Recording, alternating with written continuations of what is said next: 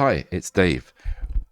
Let me get that here. I want to talk to you today about Black Hole Sun. Came out in May 1994, performed by Soundgarden, written by Chris Cornell.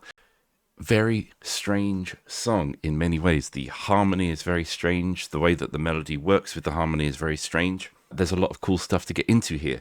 Chris Cornell said that he wrote the song after mishearing a lyric on the radio. He said that he wrote it while he was driving. He could hear the melody, went home and worked it out. The producer of the song has said that he will never forget, for as long as he lives, the feeling when he first heard them play it. It was a massive hit in summer of 1994 around the world, I think. Certainly America and here. I remember it because it had a very distinctive video, and it was also on MTV, and I didn't have MTV, but my friend did. And so when I went over there, we watched MTV, and Black Hole Sun was on it all the time, and it was the first kind of contemporary rock song, as I was kind of a classical music and a classic rock kid. I was like 19 at the time. I was into classic rock, so you kind of Hendrix, your Cream, Led Zeppelin, Queen type stuff. And I wasn't really into the current rock music. And this was the first song where I was like, that is awesome and amazing. And it is still awesome and amazing. So one of the weird things about this is that it's based a lot on suspended chords, but there's also unusual harmony for a rock song. So let's get into it. So, well, there's the intro actually I've typed out here, which I will just play. So it starts with already off to a weird start. That's a G suspended chord, and then it goes up to a B flat, sixth and ninth. So the notes are B flat, D, G, and C. Then down to just an F fifth, E fifth, E flat suspended chord, D seventh, but no F sharp in there. There's no third. That's one of the weird things about that. Don't really know if it's or could be either, to be honest. That second chord that was in there, this B flat, sixth and ninth, very interesting. Sounds jazzy to me. But anyway, we get into the verse, which I'll just play for you in the one that I've typed out here. Let's open this up.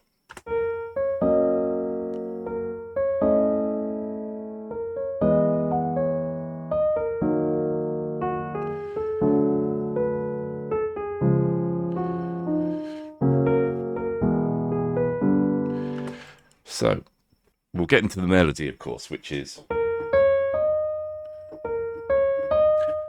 for the master melody, faster approach to melody. That is what I would call an identity chunk. It's that three notes moving up.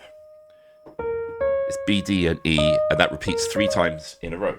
The first time is over a G major chord, so it's going to the sixth, which is an odd place to start for a rock song. But then it goes to a B flat chord. So the melody note is diminished fifth, but also when he starts singing that over the B flat chord, he's singing the B, which is, minor ninth. Very, very odd. So we start with that, the G sixth chord, then the B flat with the diminished fifth, then down to F, but the top note is still the E. So we've got an F major seventh going on here, and he goes up to the G. So over that F, he's singing mostly E, G, and D, which is kind of a sixth and a ninth with a major seventh. Get very jazzy chord. So if you think, we've gone with a little intro with three chords into the first verse, and we've had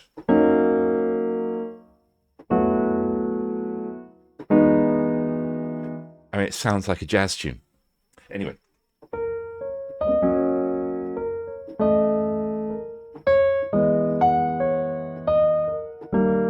So it resolves down to the E there. I think they may play an E suspended. It sounds like it should go to an E major, but it's a bit ambiguous.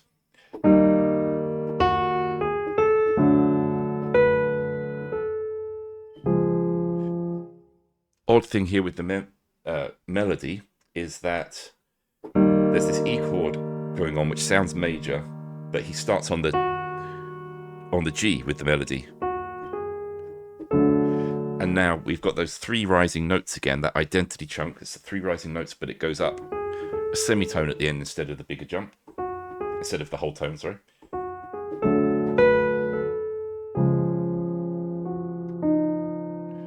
And then we go to this little phrase at the end that's important.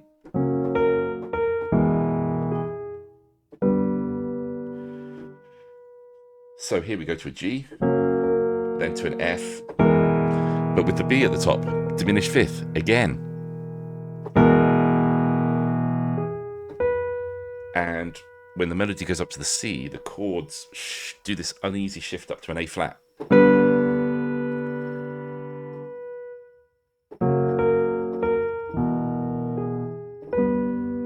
Which has got this kind of interrupted cadence sort of feel to it. Now, one thing that's happening here with the chords is that they are shifting around awkwardly. The melody is flowing and it's hitting pretty notes. It's hitting sixths and ninths and major sevenths. It's a beautiful melody, but the chords underneath it are uneasy and strange and angular. And I call this a kind of sweet and sour effect, where you have something that's sort of nice and something that's nasty going together to create something that's more interesting than either.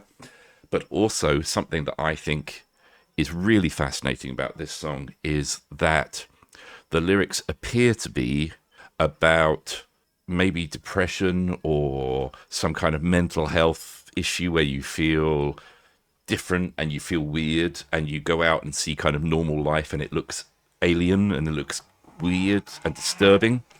And you feel like a sort of outsider and outcast to everything. That's the impression I get. And the music is working as a metaphor for what the lyrics are saying. The melody is beautiful. It's like normal life.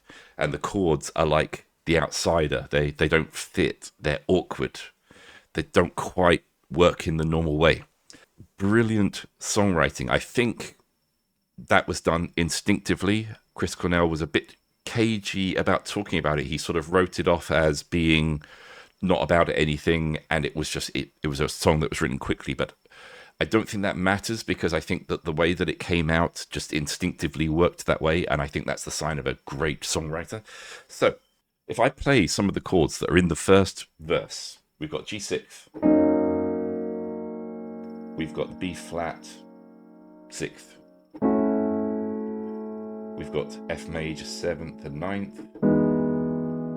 I mean, how jazzy do you want to get? There's also the F with the diminished 5th. There is also the B flat with the diminished 5th. You know, these are not normal pop song or rock song, popular music chords at all, really, until you get into jazz. So there's a lot of funny stuff going on here. With the melody, we have this identity chunk played 3 times in a row. On the third time, it's extended, and it leads to what I would sort of call a sentence with a comma at the end. That's it. There's the comma there. It's not finished. You can't really look at the theory there and say, oh, it's not resolved, or it's an unresolved.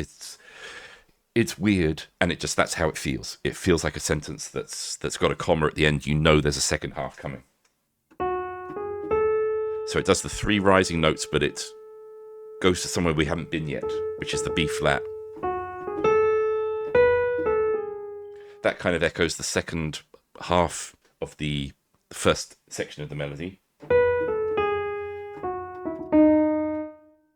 This last section, jump up of a 6th. I would say that's another melody chunk, because that's a big leap that's very distinctive. And there's a weird noise outside. I hope that's not getting picked up on the mic. I don't know what that is. It sounds like a big rumbling, loud sound. Sorry, we got...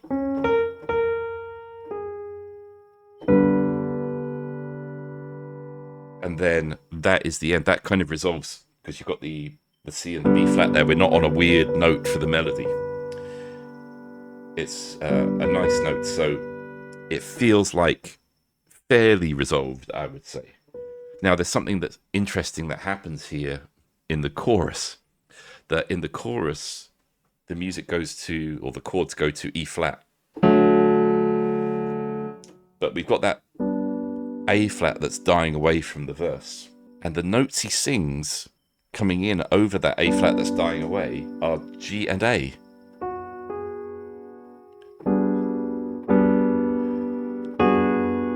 That's what it is.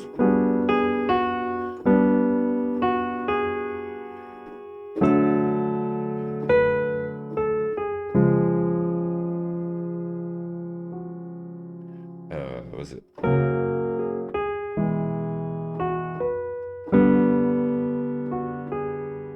So it's echoing that G, F, A flat that we had at the end of the verse. That's being reused. The melody for that is also being reused. Again, he's singing that G and A natural over the A flat. Extremely discordant.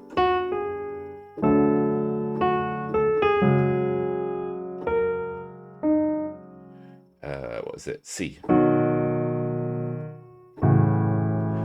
Again, down to a B flat with the G in the top. So it's B flat sixth chord.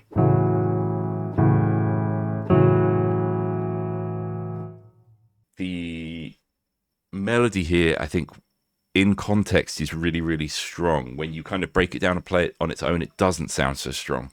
But I think it relies heavily on the chords to balance it out because it just does that.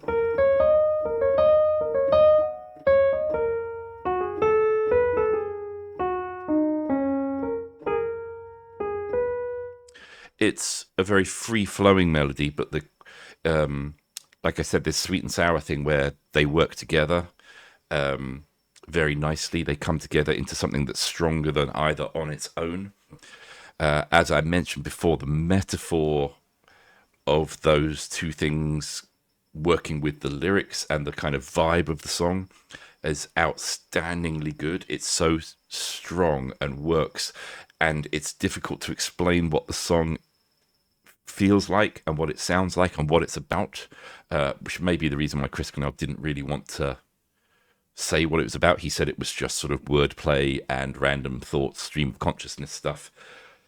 But the feeling it gets and the fact that it resonates with so many people, it means something, even if it's below the level of kind of conscious thought. People understand that feeling, and I think it's an outsider feeling, a feeling of not fitting in with the world, and you go outside and normal life looks strange, and other people's normal lives look sort of sinister almost in a way because you feel like you're so different. But curiously, I think that's a kind of human condition thing that we maybe all feel a bit like that to some degree.